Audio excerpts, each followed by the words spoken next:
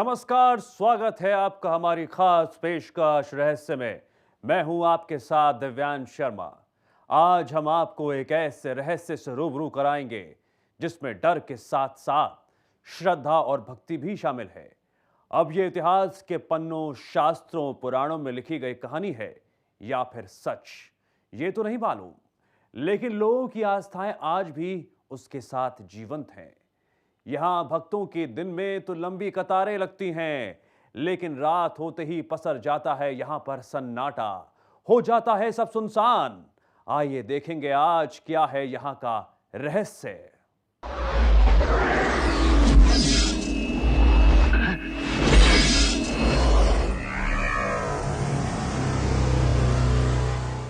एक सवाल लेकर जब हम यहां दाखिल हुए थे तो हमें भी कई बातों का डर था, लेकिन हम फिर भी उस जगह गए और जानने की कोशिश की कि आखिर कौन सा है वो रहस्य जो आज भी वहां गहराया हुआ है और अपने जीवंत होने की दास्तान को आज भी जिंदा रखे हुए है। आखिर क्या है वहां का राज, कौन सा है रहस्य, आइए देखते हैं। हमारा मकसद इस कार्यक्रम के जरिए किसी की आस्था को ठेस पहुंचाना नहीं है और न ही अंधविश्वास को बढ़ावा देना है। अब अगले आधे घंटे में हम आपको जो भी दिखाएंगे वो आज तक सिर्फ कहानियों और किस्सों में ही सुना होगा। हमारी इस खास पेशकश रहस्य में कुछ तस्वीरें ऐसी भी होंगी जो आपको हैरत में डाल देगी, क्योंकि इस वन में दिन भर तो लाखों लोग आते हैं, लेकिन यहाँ रात में रुकना मना है।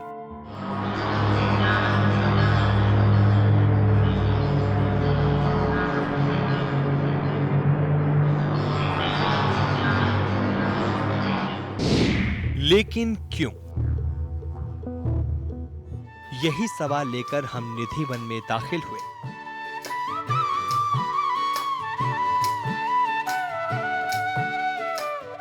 और जानना चाहा कि आखिर कौन सा वो रहस्य है जो आज भी कृष्ण की मनमोहक लीला को लेकर लोगों में रोमांच पैदा कर रहा है।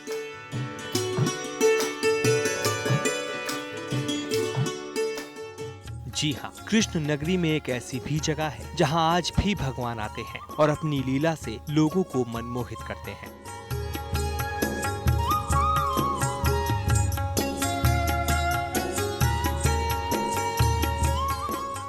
कहते हैं नटखट माखन चोर जब अपनी बांसुरी की मधुर धुन बजाते थे तो गोपियां कान्हा की ये धुन सुनकर कान्हामय हो जाती थी।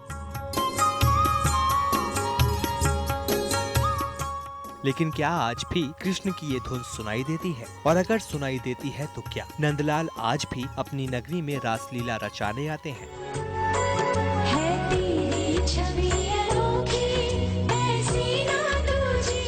कहा जाता है कि मथुरा के निधिवन में आज भी श्याम और राधा रानी गोपियों के साथ निधिवन में रासलीला रचाने आते हैं।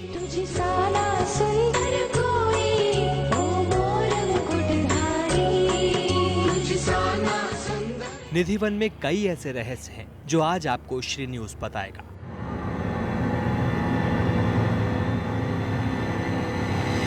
इस वन में करीब 16,108 वृक्ष हैं और कृष्ण की गोपियों की संख्या भी इतनी ही थी।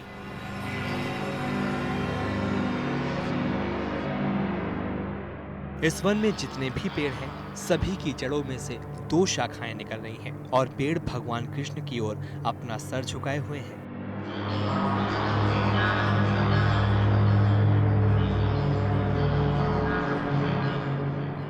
लेकिन ऐसा कौन सा रहस्य यहाँ छिपा हुआ है जो आज भी गहराया हुआ है?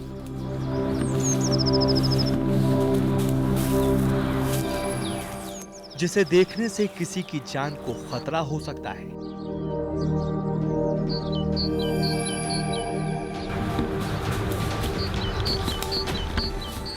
क्यों रात होते ही यहाँ के दरवाजे बंद हो जाते हैं? अगर ये सच है तो क्या सच में कान्हा यहाँ आते हैं? लेकिन ये कैसे संभव है?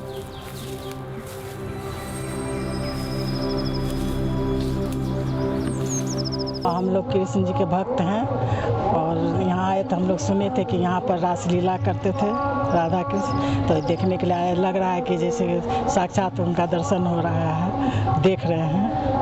अब आप ये तो समझ ही गए होंगे कि हम किस जगह की बात कर रहे हैं। जी हाँ, हम बात कर रहे हैं मथुरा के निधिवन की, जिसमें इतना बड़ा रहस्य छुपा पड़ा है।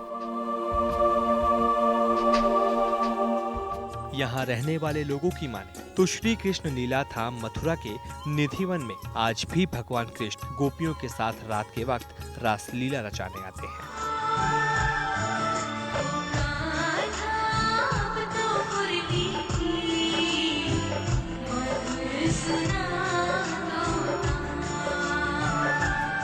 निधिवन वो जगह है जहां आज से लगभग 5200 साल पहले यानी द्वापर युग में राधा कृष्ण ने अपनी 16,108 गोपियों के साथ महारास किया था। ये रास आज भी इस निधिवन में होता है।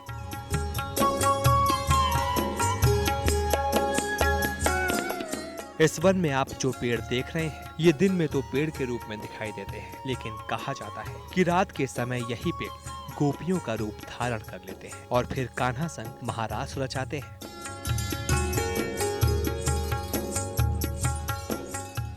निधिवन संत स्वामी हरिदास जी का साधना स्थल भी है।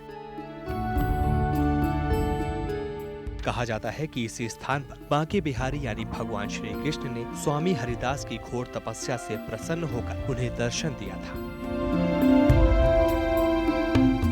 जहां भगवान श्री कृष्ण प्रकट हुए वहां आज भी उनके चरण चिन्ह मौजूद हैं। इसलिए इसे ठाकुर बांके बिहारी का प्रकट स्थल भी कहा जाता है। यहीं पर स्थित है रंग महल, जहां राधा कृष्ण विश्राम करते हैं।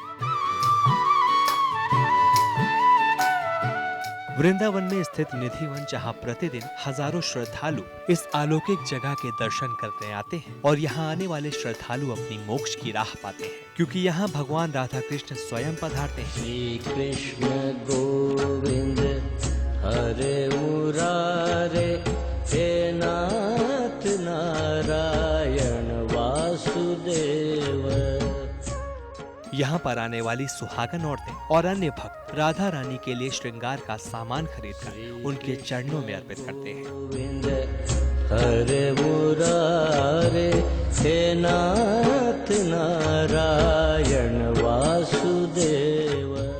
सुहागन औरतें राधा कृष्ण के जोड़ी वाले वृक्ष से अपनी मांग में सिंदूर लगाती हैं और अपने पति की लंबी आयु की कामना करती हैं।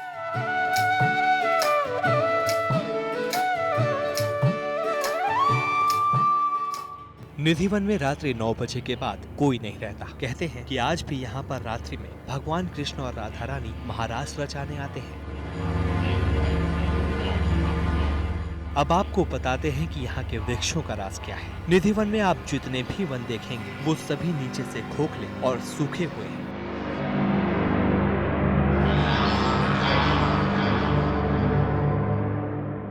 लेकिन इस वन के सभी वृक्ष ऊपर से हरे भरे नजर आते हैं और सभी वृक्षों की जड़ों में से 2 शाखाएं निकलती हैं, जो रात में एक कृष्ण का रूप धारण करती है और दूसरी राधा का।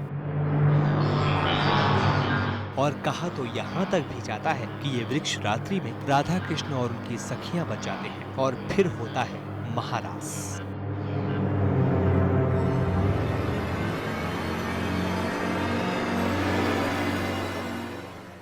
हैरत की बात तो ये है कि यहाँ के वृक्षों की संख्या 16,108 है। ठीक इतनी ही संख्या द्वापर युग में राधा कृष्ण की सखियों की भी थी। कहा जाता है कि ये वृक्ष द्वापर युग से इतने ही बड़े हैं। ये वृक्ष कभी बड़े नहीं होते और ये वृक्ष हमेशा कृष्ण के चरणों में सिर झुकाए हुए ही रहते हैं। साथ ही ये वृक्ष एक दूसरे से इस तरह लिपटे रहते हैं जैसे राधा कृष्ण की युगल जोड़ी एक साथ देखने को मिलते हैं।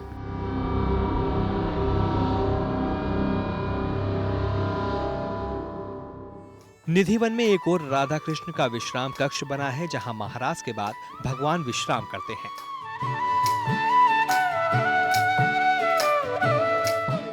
इस विश्राम कक्ष में स्थित पलंग चंदन का बना है और यहाँ हर रोज प्रातः काल में श्रृंगार का सामान भी फैला हुआ मिलता है, जैसे बिंदी, चूड़ी तथा सिंदूर। और पलंग की चादर में सिलवट मिलती है, जिसे देखकर ऐसा लगता है मानो कोई अभी यहाँ से जाग कर गया है।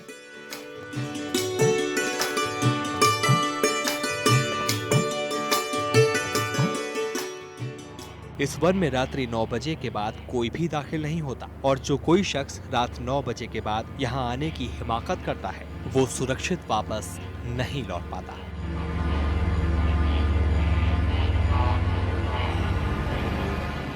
क्योंकि रात्रि में यहाँ महारास होता है, जिसमें राधा कृष्ण के अलावा उनकी गोपियां ही रहती हैं। अन्य कोई भी इस रास को देख नहीं पाता।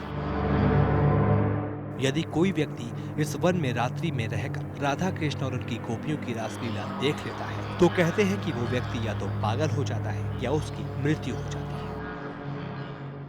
तो अभी तक आपने देखा कि कैसे माखन चोर अपनी गोपियों के साथ रासलीला किया करते थे। लेकिन फिलहाल वक्त है एक विराम का। विराम के बाद जब लौटेंगे तो बताएंगे आपको कुछ और रहस्य। इसके लिए बने रहिए हमारे साथ और देखते रहिए श्री न्यूज़।